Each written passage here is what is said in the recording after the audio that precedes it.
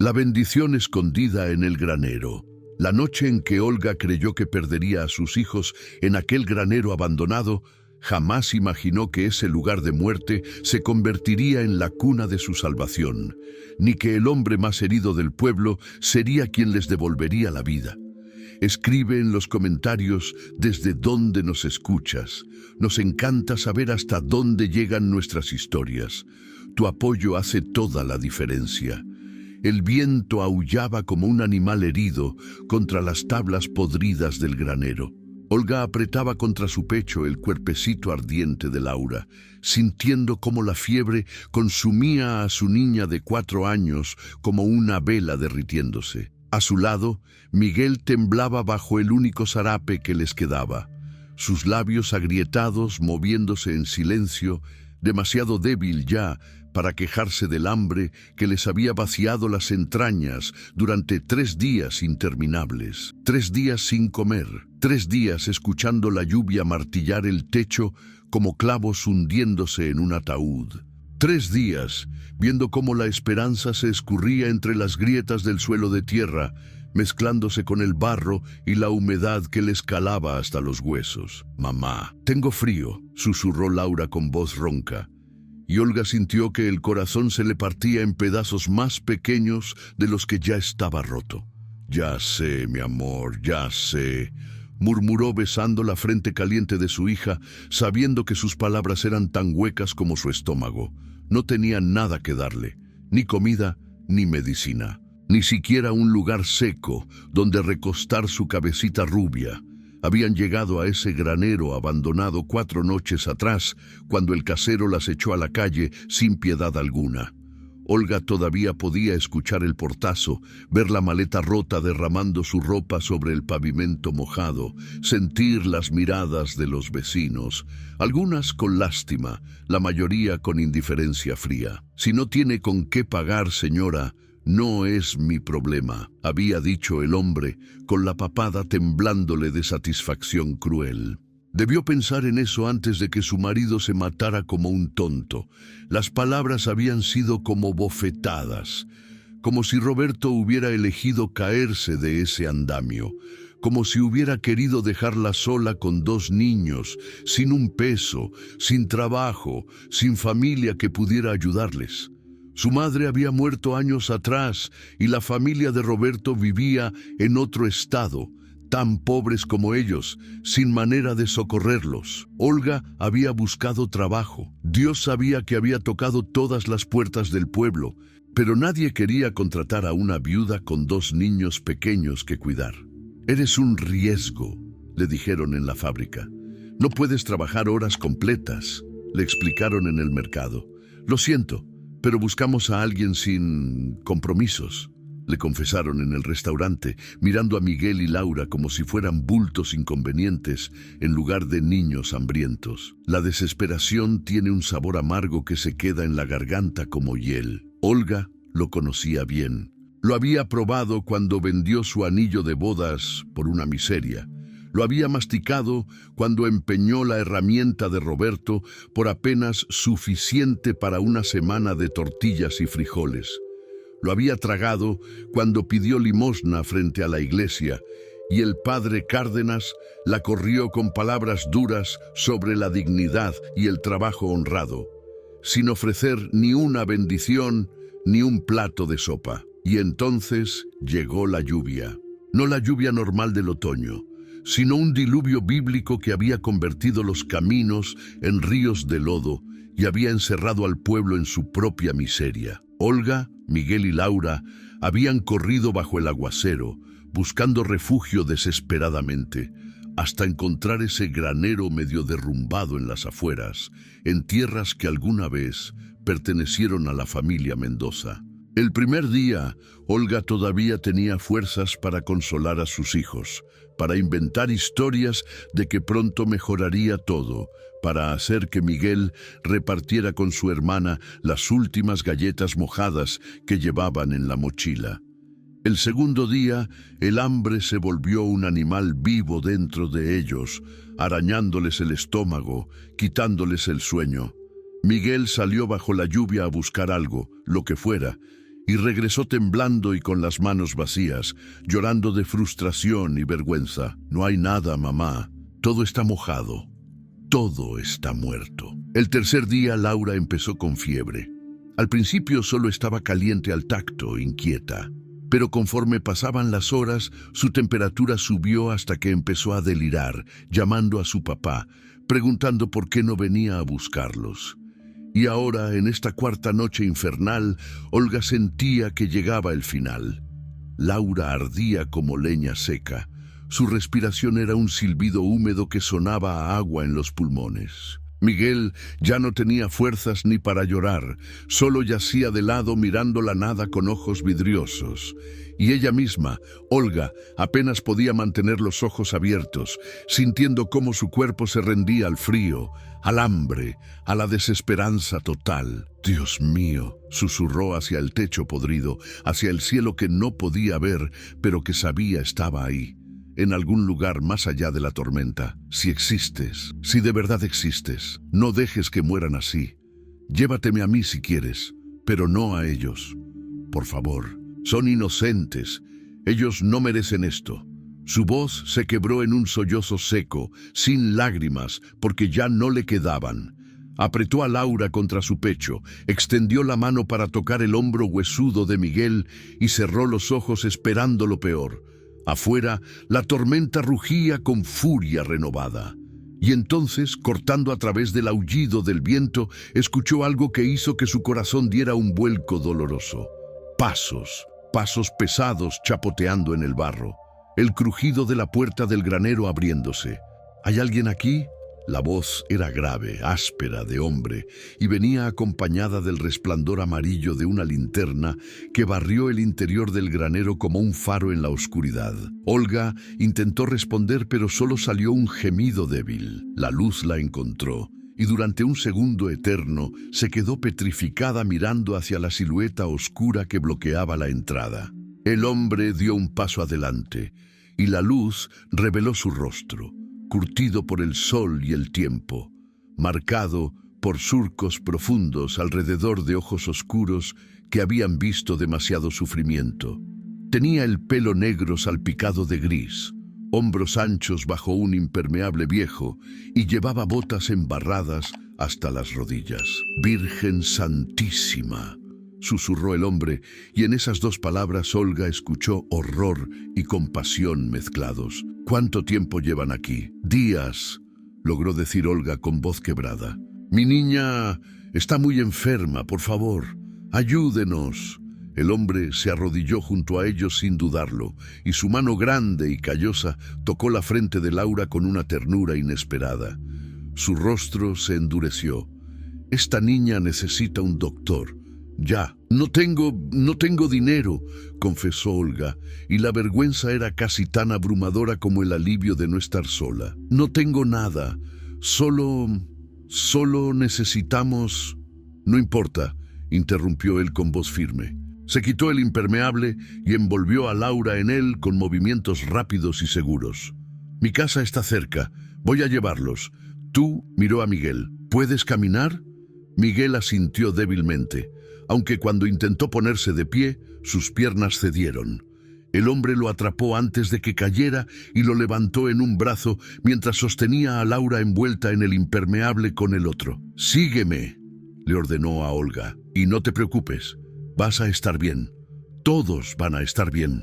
Olga se tambaleó al ponerse de pie, el mundo girando vertiginosamente, pero se obligó a caminar. Siguió al hombre hacia la noche tormentosa, sin saber quién era, sin importarle ya. Solo sabía una cosa con certeza absoluta: este hombre era su milagro, la respuesta a su oración desesperada. No sabía todavía que él había estado esperando durante 7 años largos y amargos la oportunidad de salvar a alguien, de redimirse por no haber podido salvar a su propia familia. No sabía que este encuentro en el granero cambiaría ambas vidas para siempre. Solo sabía que por primera vez en días tenía esperanza. La casa apareció entre la cortina de lluvia como una visión, una construcción sólida de adobe y ladrillo, con un porche techado y luz cálida brillando en las ventanas. El hombre pateó la puerta para abrirla y entró con los niños en brazos, gritando: «¡Ya llegué! Prepara la cama de invitados y calienta agua. ¡Rápido!». Olga entró detrás de él y casi lloró al sentir el calor seco de la casa, ver las vigas sólidas del techo, oler el aroma de café y madera. Era como entrar al paraíso después del infierno. El hombre depositó a los niños con cuidado sobre un sofá raído pero limpio, junto a una estufa de leña que irradiaba calor bendito. Olga se dejó caer a su lado, temblando violentamente ahora que estaba a salvo. «Soy Alberto Mendoza», dijo el hombre, mientras encendía más lámparas y traía cobijas gruesas. «Esta es mi tierra. Ese granero era de mi padre. Vengo a revisarlo cada cierto tiempo para ver si hay daños, y esta noche algo me hizo venir a pesar de la tormenta. Ahora sé por qué». «Olga», logró decir ella entre dientes castañeteantes. «Olga Ramírez. Estos son mis hijos, Miguel y Laura. Nosotros... Gracias. No sé cómo». «Después hablas», la interrumpió Alberto con gentileza firme. «Primero te voy a dar algo caliente para beber. Después voy a llamar al doctor Salazar. Vive aquí cerca y me debe un favor. Vendrá a pesar de la hora». Cumplió su palabra con eficiencia tranquila. Les trajo tazas de caldo de pollo caliente que Olga tuvo que darles a cucharaditas a sus hijos porque sus estómagos vacíos no podían tolerar más. Les quitó la ropa mojada y los envolvió en cobijas secas. Llamó por teléfono al doctor con voz autoritaria que no aceptaba negativas. Cuando el doctor Salazar llegó media hora después, un hombre mayor con maletín negro y expresión seria, Alberto se quedó en la habitación mientras examinaba a Laura, sus manos apretadas en puños a los costados, como si estuviera preparándose para recibir malas noticias. «Neumonía inicial», diagnosticó el doctor finalmente, inyectando antibióticos en el bracito delgado de Laura. «Otro día sin tratamiento y la hubieras perdido. Tiene suerte de que Alberto la encontrara a tiempo». Olga sintió que el alma le volvía al cuerpo. Se cubrió la cara con las manos y por fin, dejó salir las lágrimas que había estado conteniendo durante días. Lloró con grandes sollozos que sacudían todo su cuerpo, lágrimas de alivio, de gratitud, de agotamiento total. Una mano pesada se posó en su hombro. «Alberto, ya pasó lo peor», dijo con voz ronca. «Ahora vas a descansar». «Todos van a descansar». El doctor le dio instrucciones, dejó medicamentos y prometió volver al día siguiente. Cuando se fue, Alberto preparó la habitación de invitados, una recámara simple pero limpia con una cama grande y un catre pequeño. «Los niños pueden dormir en la cama. Tú tomas el catre. Mañana arreglamos algo mejor». «Señor Mendoza», comenzó Olga, pero él levantó una mano. «Alberto, solo Alberto, y no digas nada más esta noche. Estás exhausta, duerme. Mañana hablaremos». Y Olga, que había luchado sola durante tanto tiempo, que había cargado el peso del mundo sobre sus hombros sin ayuda, por fin se permitió rendirse, se permitió confiar, se permitió descansar. Esa noche, por primera vez desde la muerte de Roberto, durmió profundamente, sin pesadillas, sin miedo, y en la habitación contigua, Alberto Mendoza se sentó en su silla vieja junto a la ventana, mirando la tormenta afuera, sintiendo algo que no había sentido en 7 años. Propósito. Había fallado en salvar a su esposa Elena y a su hijo Miguelito cuando el fuego devoró su antigua casa. Había vivido desde entonces como un fantasma, trabajando su tierra en silencio, rechazando la compañía de la gente, alimentando su culpa como si fuera una planta venenosa que merecía crecer. Pero esta noche había salvado a 3 personas, 3 almas que habrían muerto en su granero si él no hubiera escuchado esa voz interior que le decía que fuera a revisar a pesar de la tormenta. Quizás, pensó, mientras la lluvia golpeaba los cristales, esta era su segunda oportunidad. No para reemplazar lo que había perdido, eso jamás, pero sí para hacer algo bueno con la vida que todavía le quedaba. No sabía todavía que Olga pensaba exactamente lo mismo en su habitación, acurrucada junto a sus hijos, sintiendo la calidez de las cobijas y el techo sólido sobre sus cabezas, preguntándose cómo podría alguna vez pagarle a este hombre desconocido la deuda impagable que ahora tenía con él. No sabían todavía que no se trataba de deudas, se trataba de dos almas rotas que se habían encontrado en el momento exacto en que ambas estaban listas para sanar, pero eso lo descubrirían con el tiempo. Ahora solo había descanso, solo había paz, solo había por fin esperanza de un mañana mejor. Cuando Olga despertó a la mañana siguiente, el sol entraba por la ventana en rayos dorados que pintaban el suelo de madera. Durante un segundo confuso, no supo dónde estaba. Luego la memoria regresó como una avalancha. El granero, la tormenta, el hombre llamado Alberto, la salvación. Se incorporó bruscamente y miró hacia la cama. Miguel estaba despierto, sentado junto a Laura, quien dormía tranquilamente con las mejillas todavía sonrojadas, pero respirando con más facilidad. Su hijo la miraba con ojos enormes. «Mamá, ¿dónde estamos?», susurró. «En un lugar seguro», respondió Olga, y se dio cuenta de que era la verdad. Se levantó del catre, sintiendo cada músculo de su cuerpo protestar, y se acercó a tocar la frente de Laura. La fiebre había bajado. Gracias a Dios, había bajado. Un toque suave en la puerta. Alberto asomó la cabeza, con el pelo húmedo peinado hacia atrás y camisa de trabajo limpia. «Buenos días. ¿Cómo amaneció la niña?» «Mejor», dijo Olga, su voz cargada de emoción. «Mucho mejor. Señor Mendoza, Alberto, yo no sé cómo agradecerle. Hay café caliente y pan dulce en la cocina», interrumpió él, incómodo con la gratitud. «Y después del desayuno podemos hablar». La cocina era grande y sencilla, con una mesa de madera marcada por años de uso, una estufa de gas moderna pero vieja, y alacenas abiertas mostrando platos desparejos y tazas despostilladas. Todo estaba limpio, pero tenía ese aire de abandono que viene cuando una casa es mantenida por necesidad, no por amor. Alberto sirvió café negro y fuerte, puso el pan en la mesa junto a un plato de frijoles refritos y tortillas calientes. Olga sintió que el estómago le rugía dolorosamente. «Come despacio», advirtió Alberto. «Tu estómago necesita acostumbrarse de nuevo». Tenía razón. Olga comió con cuidado, saboreando cada bocado como si fuera un banquete de reyes. Miguel devoró su porción con menos delicadeza y Alberto tuvo que recordarle que masticara bien. «¿Cuánto tiempo llevan sin comer bien?», preguntó Alberto finalmente, sus ojos oscuros estudiándola con una mezcla de compasión y enojo que claramente no era dirigido a ella. Olga le contó todo.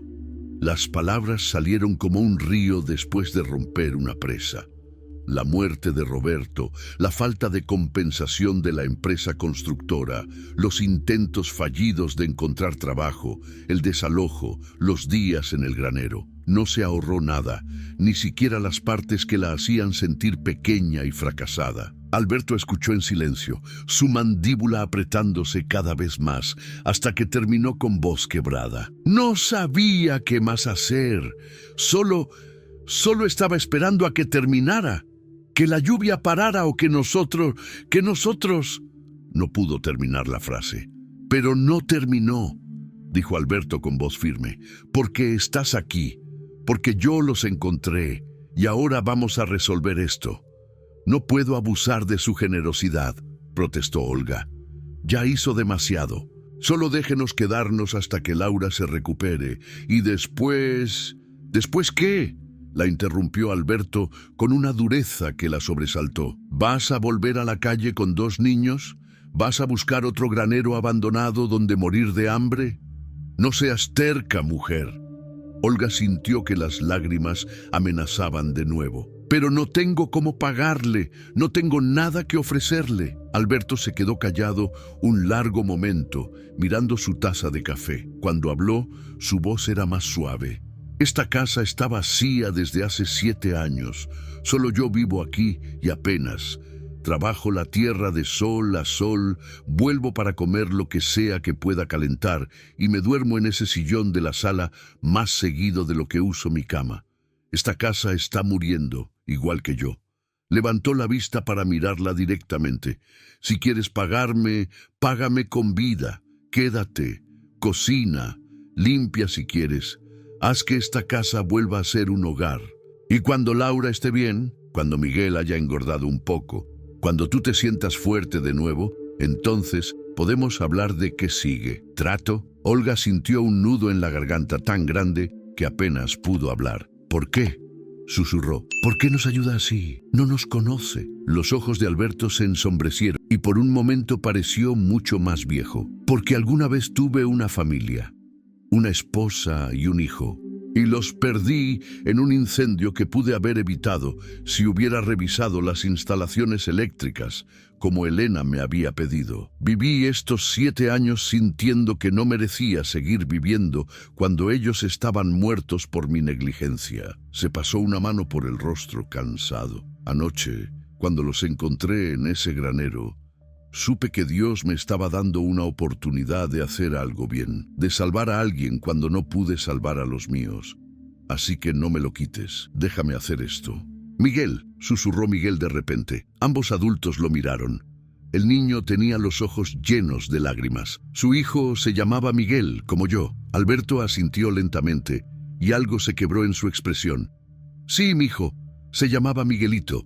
Tenía 6 años cuando pasó. Miguel se bajó de su silla y caminó hacia Alberto, extendiendo su mano pequeña. Alberto la tomó, y el niño dijo con voz firme: yo puedo ayudarle, puedo trabajar, puedo aprender.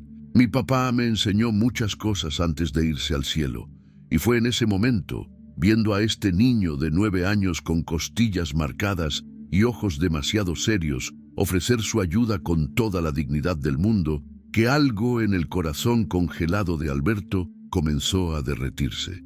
Está bien, dijo con voz ronca, me ayudarás, pero primero tienes que recuperar fuerzas.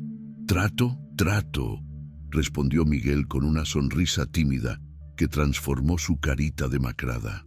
Olga los miraba a ambos con el corazón en la garganta, sintiendo que algo sagrado y frágil estaba naciendo en esa cocina maltratada por el abandono. Entonces nos quedamos, dijo finalmente, pero solo hasta que podamos valernos por nosotros mismos. No quiero ser una carga, no son una carga, dijo Alberto con firmeza. Son una bendición. Y yo soy un viejo terco que necesita que le recuerden para qué sirve una casa. Y así, sin más ceremonia, se selló el acuerdo que cambiaría todas sus vidas. Los primeros días fueron de recuperación.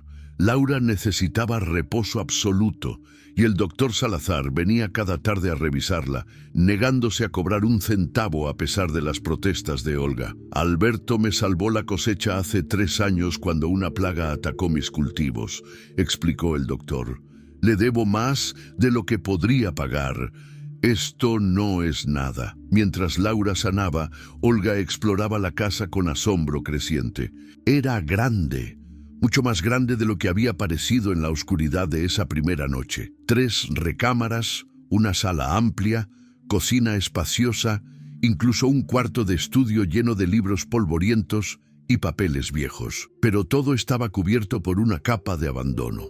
Polvo en los muebles, telarañas en las esquinas, cortinas descoloridas colgando torcidas. Esto fue hermoso alguna vez, murmuró Olga, pasando los dedos por la repisa de la chimenea donde las fotografías enmarcadas estaban borrosas por el polvo.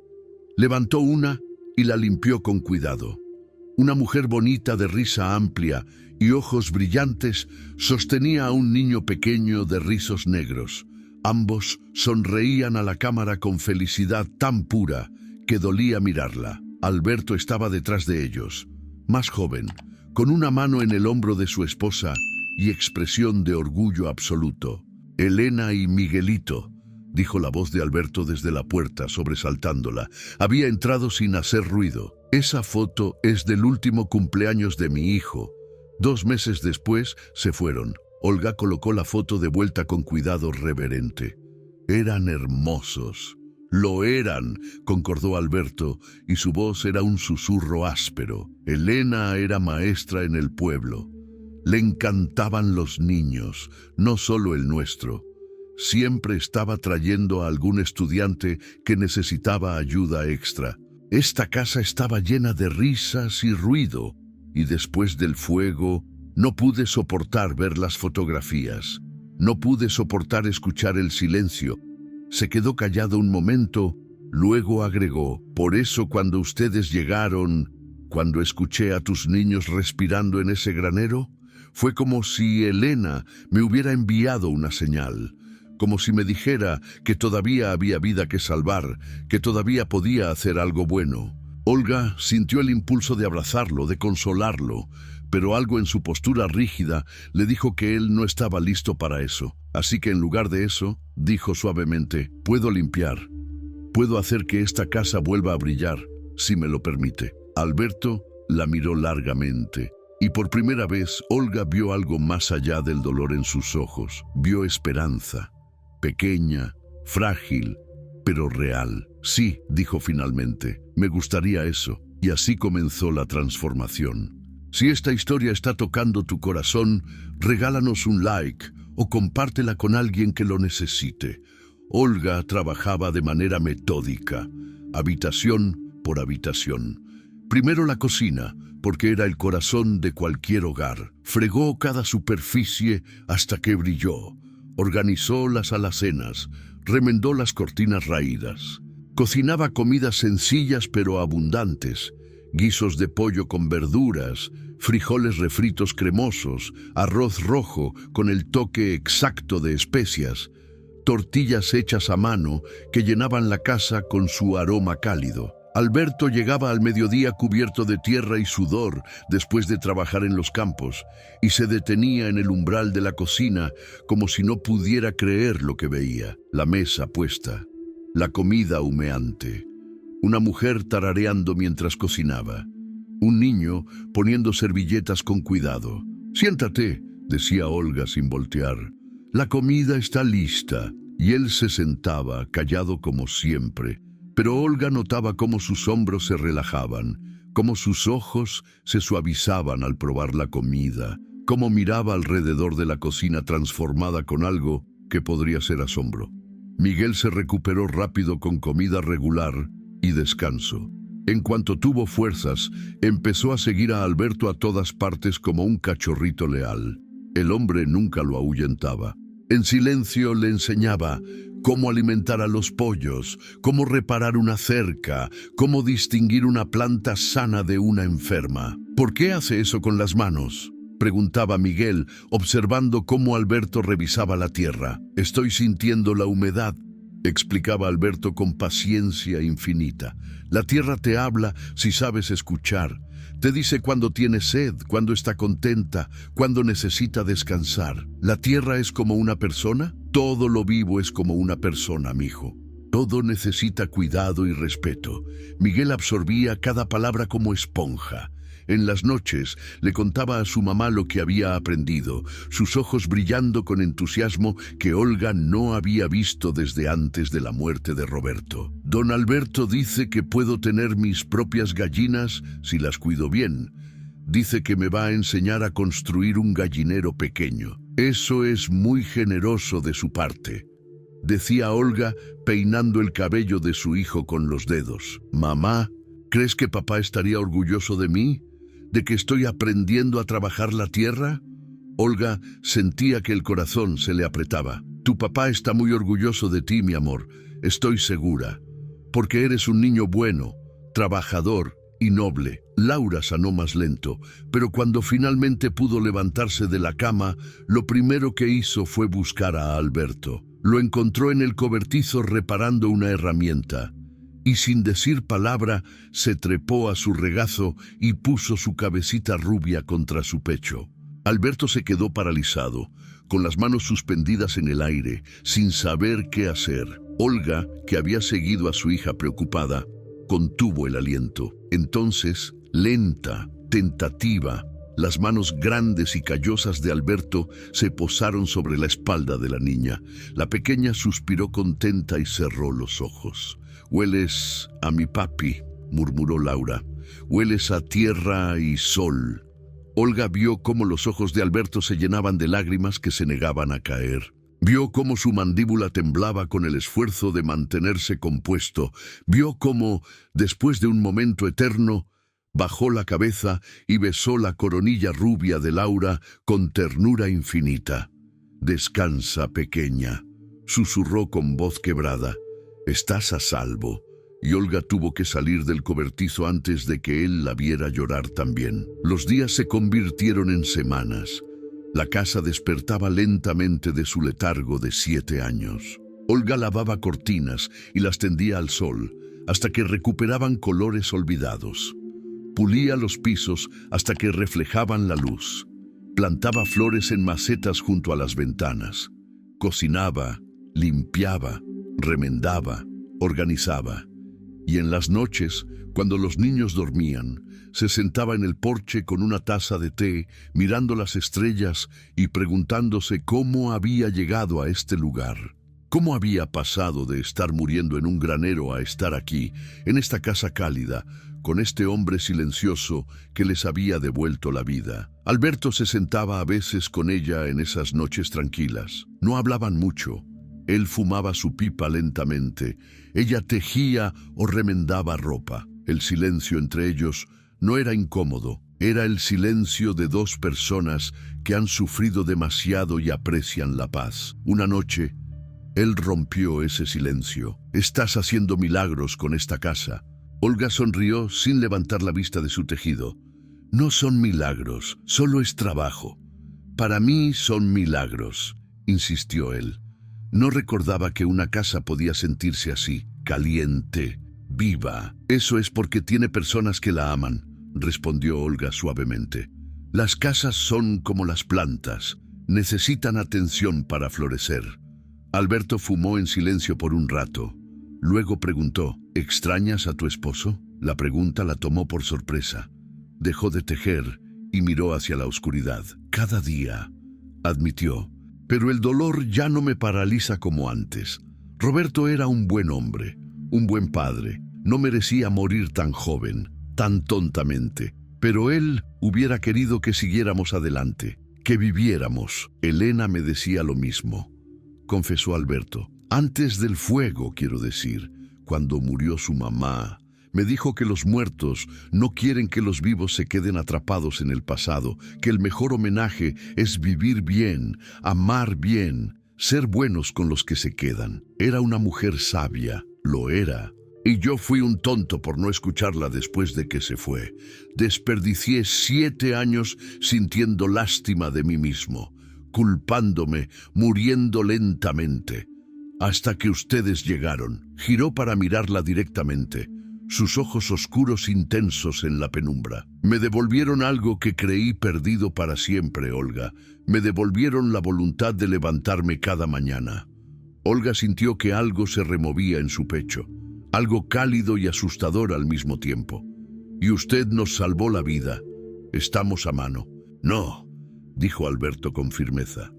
«No estamos a mano. Nunca lo estaremos, porque lo que ustedes me dieron vale más que la simple vida.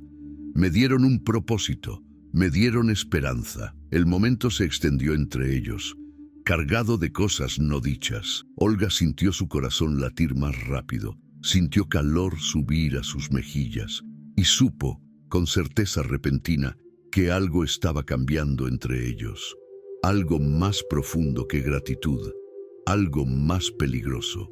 «Es tarde», dijo finalmente, poniéndose de pie con movimientos torpes. «Debo dormir». Alberto no intentó detenerla. Solo asintió y volvió su mirada a la noche. Pero Olga sintió su mirada siguiéndola mientras entraba a la casa, y el peso de esa mirada la acompañó hasta sus sueños. Fue Miguel, quien lo notó primero. Los niños siempre notan estas cosas antes que los adultos, con su intuición sin filtros. «Mamá», dijo una mañana mientras ella preparaba el desayuno. «¿Te gusta, don Alberto?» Olga casi deja caer la sartén. «¿Qué clase de pregunta es esa?» «Una pregunta normal», respondió Miguel con la lógica implacable de los 9 años. «Lo miras diferente. Sonríes más cuando él llega, y él también te mira diferente a cómo mira a otras personas». «Miguel Ramírez», comenzó Olga con tono de advertencia, pero su hijo la interrumpió. «No está mal, mamá. Papá ya no está, y don Alberto es bueno con nosotros. Nos salvó, me enseña cosas, hace que Laura se ría, y hace que tú ya no llores en las noches cuando crees que no escucho». Olga sintió que los ojos se le llenaban de lágrimas. «¿Me escuchabas llorar?» «Siempre», dijo Miguel, y su voz se quebró un poco. «Siempre te escuchaba. Quería consolarte, pero no sabía cómo. Pero ahora ya no lloras tanto, y eso me hace feliz». Olga lo atrajo hacia ella, abrazándolo fuerte. «Eres demasiado sabio para tu edad, mi amor». «Es porque tuve que crecer rápido», respondió Miguel con pragmatismo doloroso. «Pero está bien, porque ahora estamos bien. ¿Verdad, mamá? Estamos bien aquí». «Sí», susurró Olga, «estamos bien aquí». Pero esa noche, cuando se sentó de nuevo en el porche con Alberto, las palabras de su hijo resonaban en su mente. Le gustaba a Alberto. Era eso lo que sentía. Este calor en el pecho cuando él entraba a la cocina oliendo a tierra y esfuerzo. Esta necesidad de cocinar sus comidas favoritas, de remendar su ropa con puntadas cuidadosas, de asegurarse de que tuviera café caliente cuando volvía de los campos, y más aterrador aún, lo amaba. La palabra la golpeó como un puñetazo. Amor, después de Roberto, después de haber jurado que nunca nadie ocuparía ese lugar. ¿Cómo se atrevía su corazón a traicionarla así? «Estás muy callada esta noche», observó Alberto. «Estoy pensando». «¿En qué?» Olga tomó aire profundamente. «En culpa». Alberto esperó en silencio, dándole espacio para continuar. «Me siento culpable», admitió finalmente, «de ser feliz aquí, de sentir que esta se está convirtiendo en mi casa, de ver a mis hijos florecer y sonreír de nuevo. Siento que estoy traicionando a Roberto. Que si soy feliz tan pronto después de su muerte, significa que no lo amé suficiente». «Entiendo eso», dijo Alberto con voz suave. «Yo sentí lo mismo durante años. Cada vez que me reía de algo, me sentía como un monstruo. ¿Cómo me atrevía a reír cuando Elena y Miguelito estaban muertos por mi culpa? No fue tu culpa, sí lo fue. Igual que la muerte de Roberto, no fue la tuya. Pero ambos cargamos esas culpas como si fueran nuestras cruces personales». Se giró para mirarla. «¿Sabes qué creo ahora? Creo que nuestros muertos no nos quieren sufriendo eternamente. Creo que nos quieren vivos, felices, amando de nuevo. Creo que el verdadero pecado no es seguir adelante. El verdadero pecado es desperdiciar la vida que todavía tenemos». Olga sintió lágrimas rodando por sus mejillas. «¿Cómo sabes qué es lo correcto?» «No lo sé», admitió Alberto. «Pero sé que cuando te miro preparando la cena, cuando escucho a Miguel contándome sobre su día, cuando Laura se ríe mientras persigue a los pollos, siento que Elena estaría feliz de ver esta casa viva de nuevo. Siento que estaría orgullosa de que finalmente dejé de castigarme». Extendió su mano grande y callosa hacia ella. Olga la miró por un largo momento, su corazón latiendo como tambor de guerra. Luego, lenta, tentativa, colocó su mano sobre la de él. Sus dedos se entrelazaron. El contacto era cálido, sólido, real. «Tengo miedo», susurró Olga. «Yo también», admitió Alberto. «Pero quizás ese miedo significa que vale la pena intentarlo». Se quedaron así, manos unidas bajo el cielo estrellado, dos almas rotas aprendiendo que a veces las grietas se pueden llenar con algo nuevo, algo diferente al pasado, pero no menos valioso. En su habitación, Miguel sonrió en la oscuridad. Laura, acurrucada junto a él, suspiró en sueños.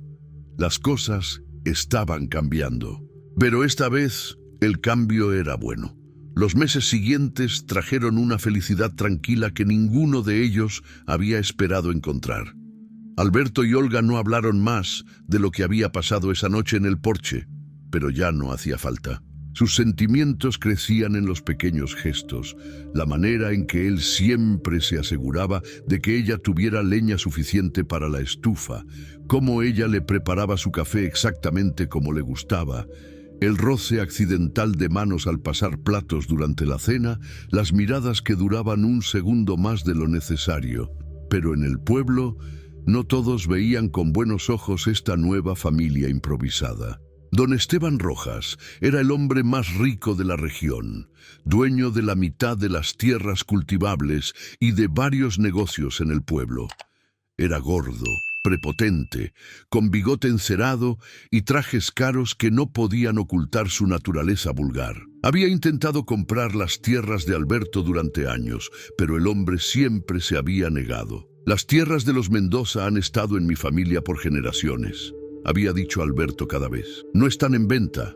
Pero ahora, viendo que Alberto parecía estar recuperándose de su depresión, viendo que había una mujer y niños en su casa, don Esteban sintió amenazada su eventual victoria.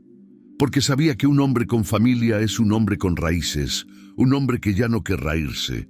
Así que comenzó su campaña de destrucción con la herramienta más vieja del mundo, el chisme. Doña Carmen, la mayor chismosa del pueblo, fue su instrumento perfecto.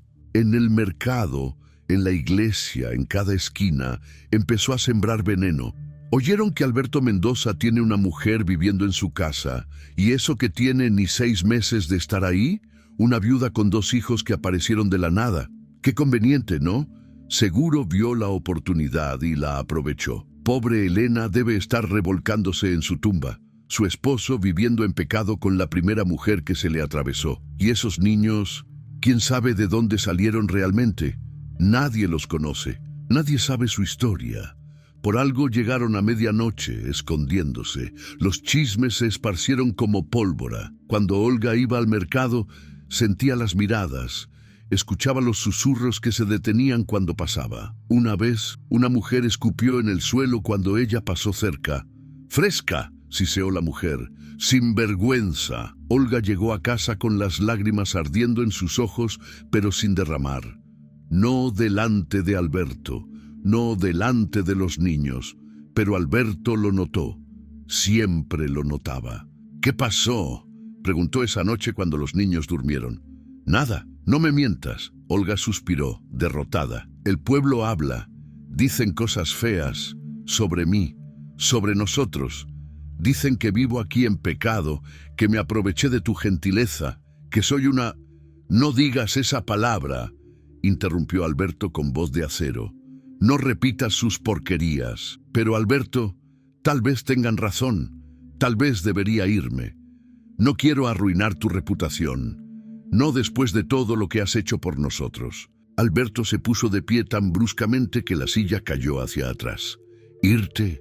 ¿A dónde? ¿De vuelta a ese granero? ¿De vuelta a la calle con tus hijos? No, yo no. Encontraré algo. Algún lugar. No hay ningún lugar, dijo Alberto, y había furia en su voz, pero no dirigida a ella.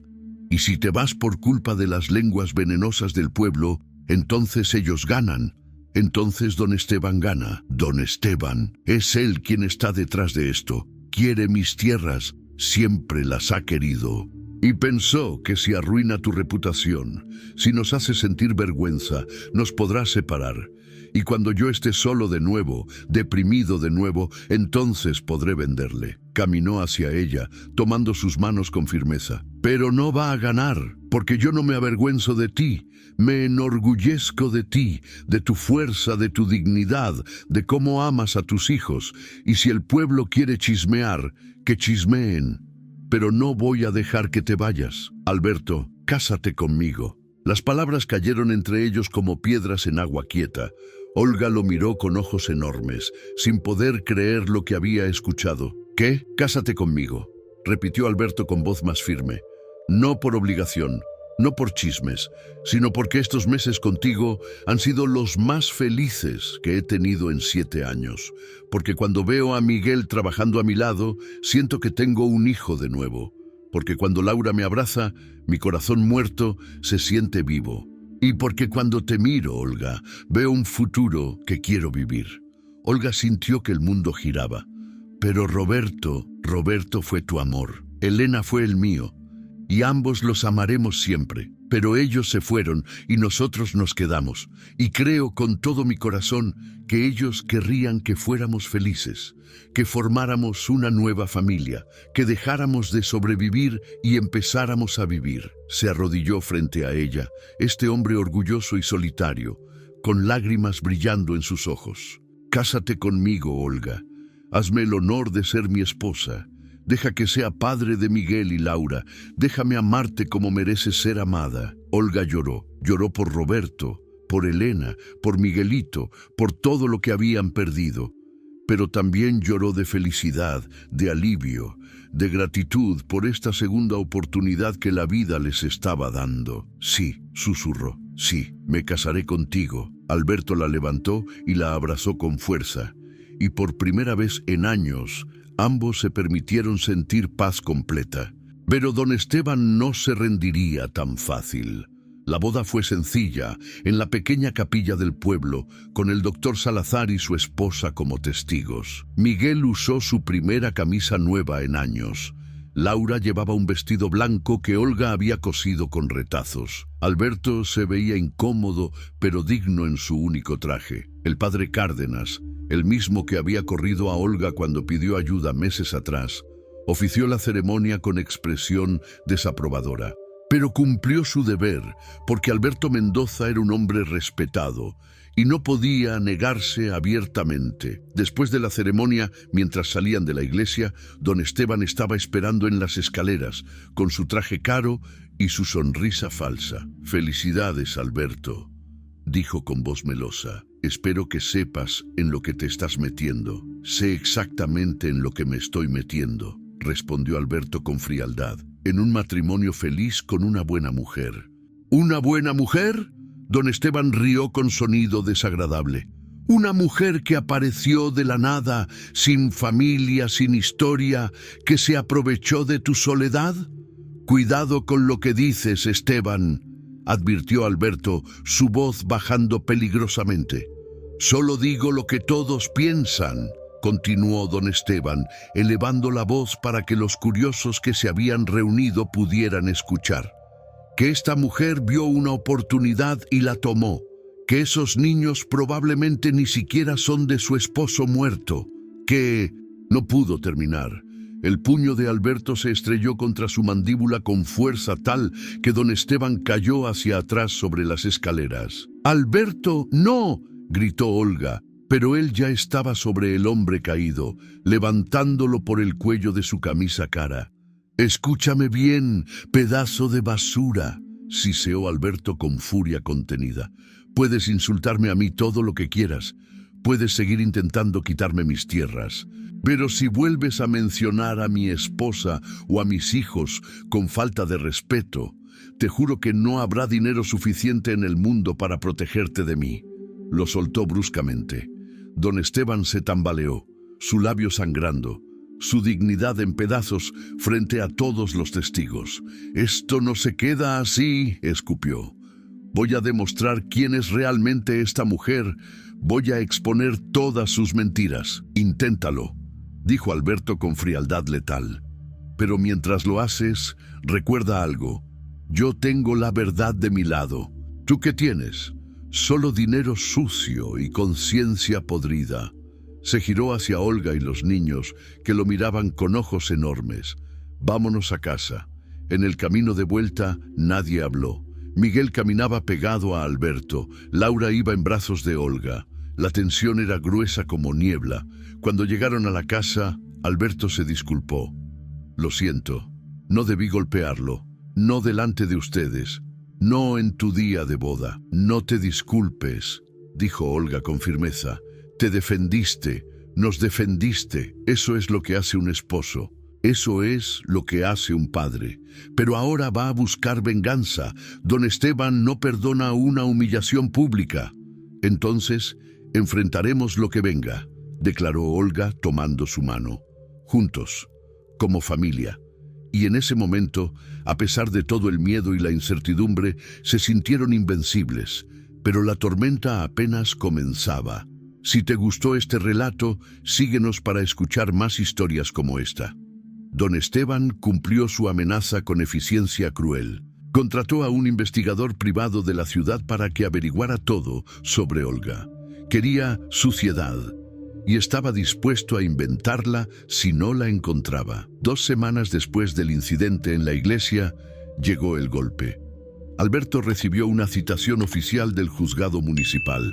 Don Esteban lo estaba demandando por agresión, pero eso no era lo peor. También había presentado una denuncia formal, alegando que Olga había falsificado documentos sobre la muerte de su esposo para obtener beneficios fraudulentos. «Es mentira», dijo Olga con voz temblorosa cuando Alberto le mostró los papeles. «Nunca he falsificado nada. Roberto murió en ese accidente. Hay certificado de defunción, hay testigos, lo sé». La interrumpió Alberto con calma que no sentía. «Sé que es mentira, pero Esteban tiene dinero para comprar testimonios, para presionar a jueces, para hacer que la mentira parezca verdad. ¿Qué vamos a hacer?» Alberto miró por la ventana hacia los campos que había trabajado toda su vida, hacia la tierra que su familia había cultivado por generaciones. Miró a Miguel y Laura jugando en el patio, ajenos a la tormenta que se les venía encima. Miró a su esposa, esta mujer valiente que había sobrevivido tanto solo para enfrentar esto ahora. «Vamos a luchar», dijo con determinación de hierro. «Vamos a ir a ese juzgado y vamos a enfrentar cada mentira con la verdad. Y vamos a ganar». El día del juicio, el juzgado estaba lleno. Todo el pueblo había venido a presenciar el espectáculo.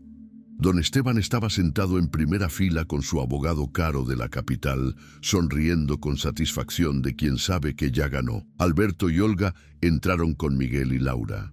No tenían abogado, no podían pagarle a ninguno, pero Alberto había pedido consejo al doctor Salazar, que aunque no era abogado, tenía educación y buen juicio.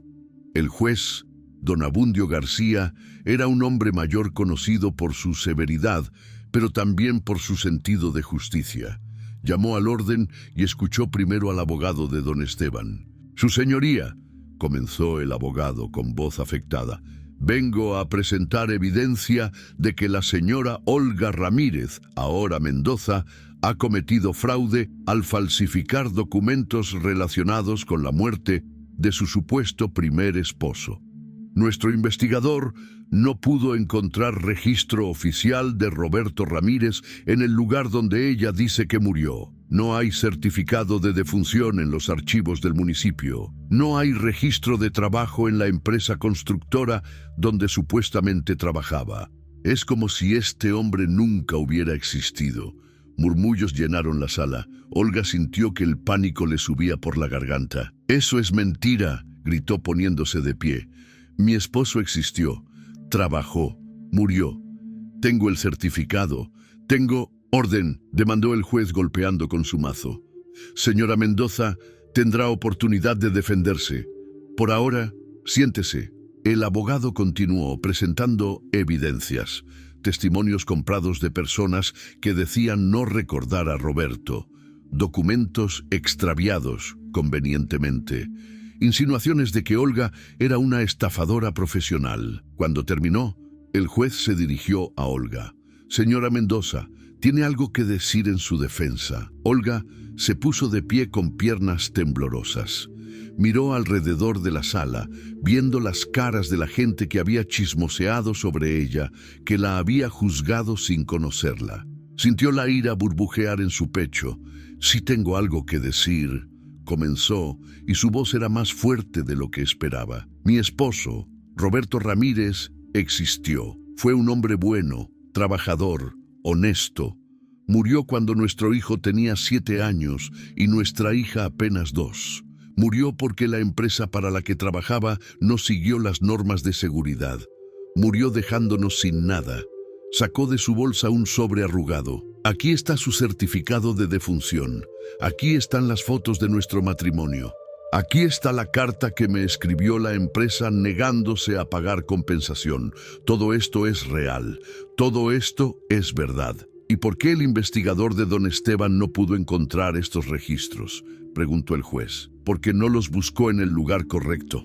Intervino una voz nueva desde el fondo de la sala. Todos se giraron. Un hombre joven con overol de trabajador avanzó por el pasillo. Mi nombre es Tomás Vega. Trabajé con Roberto Ramírez en la constructora Hermanos López en Ciudad Madero. Yo estaba ahí el día que cayó del andamio. Yo ayudé a bajar su cuerpo. Yo fui testigo cuando don Francisco López le negó a la señora Olga cualquier ayuda porque no quería admitir que había violaciones de seguridad.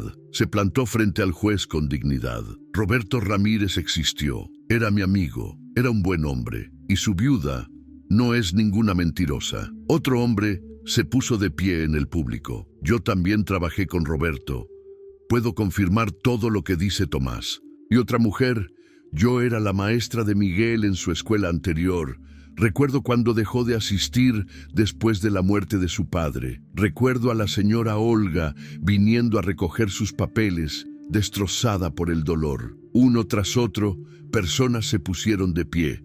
Personas que Olga nunca pensó que la recordarían. Personas que habían hecho el viaje desde otros pueblos solo para defender su honor. Don Esteban se puso rojo de furia. Su abogado trataba de protestar, pero el juez lo calló con un gesto. «Suficiente», dijo el juez don Abundio. «He escuchado suficiente». Se giró hacia don Esteban con expresión severa. «Don Esteban Rojas, esta corte no aprecia que se use su tiempo para perseguir a personas inocentes por razones personales. Queda claro que la señora Mendoza no ha cometido fraude alguno. Su esposo existió, murió, y ella hizo lo que cualquier madre haría: intentar sobrevivir». «Pero su señoría», comenzó don Esteban. «Silencio», tronó el juez. «Y en cuanto a la acusación de agresión contra el señor Mendoza, también queda desestimada. Múltiples testigos me han confirmado que usted, don Esteban, provocó el altercado con insultos graves contra la esposa del señor Mendoza. Él solo defendió el honor de su familia, se puso de pie imponente. Pero no termina aquí. Esta corte también ha recibido información sobre sus intentos de comprar testimonios falsos, de sobornar a oficiales de registro, de acosar a la familia Mendoza con el único propósito de obtener sus tierras. Por lo tanto, ordeno una investigación completa sobre sus prácticas comerciales y sus métodos». Don Esteban se puso blanco como papel. «Además», continuó el juez, «deberá pagar una multa considerable por uso indebido de este juzgado y ofrecer disculpa pública a los señores Mendoza». «Jamás», gritó don Esteban, perdiendo completamente la compostura. «Esta es una injusticia. Usted está siendo comprado por...». «Una palabra más y lo meto en la cárcel por desacato», advirtió el juez. «Elija sabiamente». Don Esteban cerró la boca, temblando de furia impotente. El juez golpeó su mazo por última vez. «Caso cerrado. Familia Mendoza, pueden irse con la frente en alto. Que Dios los bendiga». La sala estalló en aplausos. Personas que antes habían chismoseado sobre Olga ahora se acercaban a felicitarla, a disculparse, a reconocer su error. Tomás Vega y los demás testigos rodearon a la familia, abrazándolos, llorando junto con ellos. Alberto sostenía a Olga, quien lloraba en su pecho de puro alivio. Miguel y Laura se aferraban a sus piernas, sin entender completamente qué había pasado, pero sintiendo que la victoria era de ellos.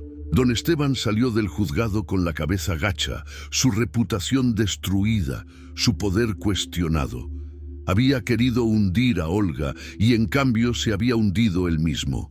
Afuera del juzgado, bajo el sol brillante, Alberto besó a Olga frente a todos. Se acabó. susurró contra sus labios. Ganamos, ganamos, repitió Olga, y en esa palabra había asombro, alegría y gratitud infinita. Años después, cuando la gente del pueblo contaba esta historia a sus hijos, siempre terminaban de la misma manera. Y así fue como la familia Mendoza Ramírez demostró que la verdad siempre vence a la mentira, que el amor verdadero puede florecer hasta en el suelo más árido y que a veces Dios esconde sus mayores bendiciones en los lugares más oscuros, incluso en un granero abandonado durante una tormenta. La casa de Alberto se transformó completamente. Ya no era el lugar frío y silencioso que había sido durante 7 años. Ahora estaba llena de vida. Risas de niños, olor a comida casera, música suave en las tardes, conversaciones en la mesa que duraban horas. Miguel creció fuerte y sabio bajo la tutela de Alberto. A los 15 años podía trabajar la tierra tan bien como cualquier hombre adulto, pero también estudiaba. Alberto se había asegurado de eso, pagando sus libros y uniformes escolares. La tierra es buena, le decía Alberto, pero la educación te da opciones. Necesitas ambas. Laura floreció como una flor después de la lluvia. Se volvió una niña alegre y brillante que adoraba a su padrastro con todo su corazón. Alberto la enseñó a leer antes de que entrara a la escuela, sentándola en sus rodillas cada noche para recorrer las páginas de libros viejos que habían pertenecido a Miguelito. ¿Me cuentas de tu primer hijo?, preguntaba Laura a veces, con la curiosidad sin filtros de la infancia. Y Alberto, que al principio no podía hablar de Miguelito sin que se le rompiera la voz, eventualmente aprendió a compartir memorias con sonrisa nostálgica, pero sin dolor punzante. Era travieso, igual que tú. Una vez soltó todos los pollos y tardamos 3 horas en atraparlos de nuevo. Laura reía, encantada. Creo que él y yo hubiéramos sido buenos amigos. Sí, decía Alberto besando su cabeza. Creo que sí. Olga se convirtió en el corazón de ese hogar. Cocinaba, cosía, cuidaba la huerta de vegetales que había plantado junto a la casa, pero también se volvió voz activa en el pueblo, ayudando a otras mujeres que enfrentaban situaciones difíciles, ofreciendo su casa como refugio para quien lo necesitara. Yo sé lo que es no tener a dónde ir, decía con firmeza.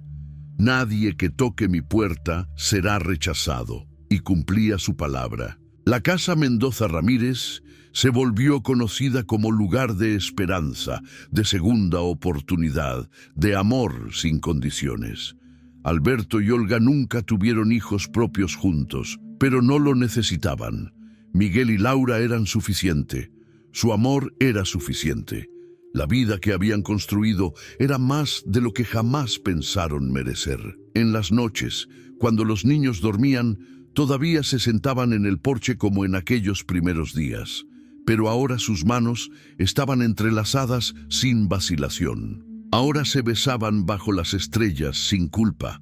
Ahora planeaban futuros, soñaban sueños, reían de chistes privados que solo ellos entendían. ¿Alguna vez imaginaste que terminaríamos así?, preguntó Olga una de esas noches, recostada contra el pecho de Alberto, mientras él la rodeaba con sus brazos. Nunca, admitió él. Pensé que moriría solo y amargado. Pensé que esa era mi penitencia por haber fallado a Elena y a Miguelito. No fallaste. Fue un accidente, lo sé ahora. Me costó mucho tiempo aceptarlo, pero ahora lo sé. Igual que tú sabes que la muerte de Roberto no fue tu culpa. Olga suspiró contenta. Siento que finalmente puedo respirar, como si hubiera estado bajo agua durante años y apenas ahora salí a la superficie. Yo también, confesó Alberto. Ustedes me salvaron, Olga. Me sacaron del infierno que yo mismo me había construido, y tú nos salvaste a nosotros de morir en aquel granero. Entonces estamos a mano. Nunca estaremos a mano, dijo Olga con sonrisa en la voz, porque lo que tenemos ahora vale más que cualquier deuda. Esto es familia verdadera, Alberto. elegida, construida, ganada. Él la besó larga y profundamente, saboreando la verdad de esas palabras. El granero donde Olga y sus hijos casi murieron todavía estaba ahí, en los límites de la propiedad. Alberto no lo había derribado. En lugar de eso, lo había transformado. Lo reparó completamente: techo nuevo, paredes reforzadas, piso de madera sólida.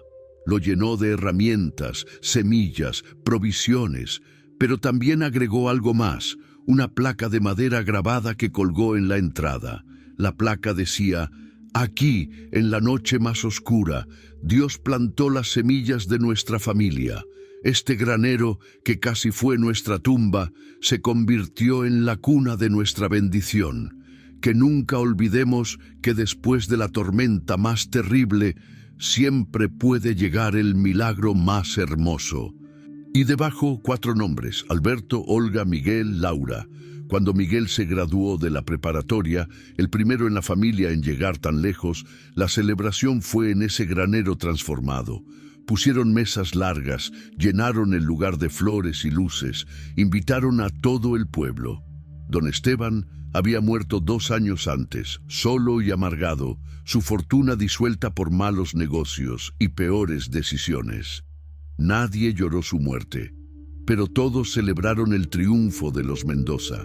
Durante la fiesta, Miguel dio un discurso, su voz joven pero segura. Hay un dicho que dice que la familia no es solo la que nace contigo, sino la que eliges. Yo no nací siendo hijo de Alberto Mendoza, pero él eligió ser mi padre. Me enseñó a trabajar, a pensar, a ser hombre de honor.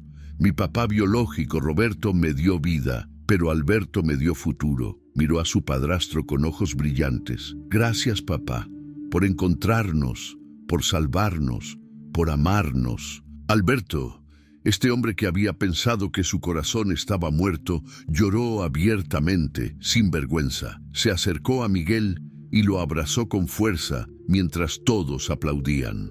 Olga lloraba también, rodeada por Laura y las amigas que había hecho en el pueblo. Las mismas mujeres que antes chismoseaban ahora la respetaban profundamente. Tu historia nos da esperanza, le dijo una de ellas. Nos enseña que no importa qué tan oscuro esté el túnel, siempre hay luz al final. Y Olga, pensando en aquellas noches terribles en el granero cuando creyó que perderían todo, solo pudo asentir. Porque era verdad, la luz siempre llega, a veces como relámpago dramático, a veces como amanecer suave, pero siempre llega. Solo hay que sobrevivir la tormenta, solo hay que mantener la esperanza, aunque sea del tamaño de una semilla de mostaza. Solo hay que seguir respirando, un día a la vez, hasta que llegue el milagro, y el milagro siempre llega, siempre. Así lo había demostrado esta familia nacida del desastre, forjada en el fuego de la adversidad y bendecida con amor que nunca esperaron encontrar. La historia de los Mendoza Ramírez se convirtió en leyenda del pueblo. Las madres la contaban a sus hijas, los padres la usaban para enseñar compasión, los jóvenes la escuchaban y aprendían que el final nunca está escrito hasta que llega. Y en las noches tranquilas, cuando el viento soplaba suave entre los campos cultivados, cuando la luna iluminaba el granero transformado, cuando las risas salían por las ventanas de la casa llena de vida, casi se podía escuchar a Elena y a Roberto, desde donde sea que estuvieran, sonriendo con aprobación, porque sus amados habían encontrado felicidad de nuevo, porque sus hijos estaban a salvo y amados, porque la vida, esa cosa testaruda y hermosa, había triunfado sobre la muerte. Y esa, al final, era la única victoria que realmente importaba. Fin.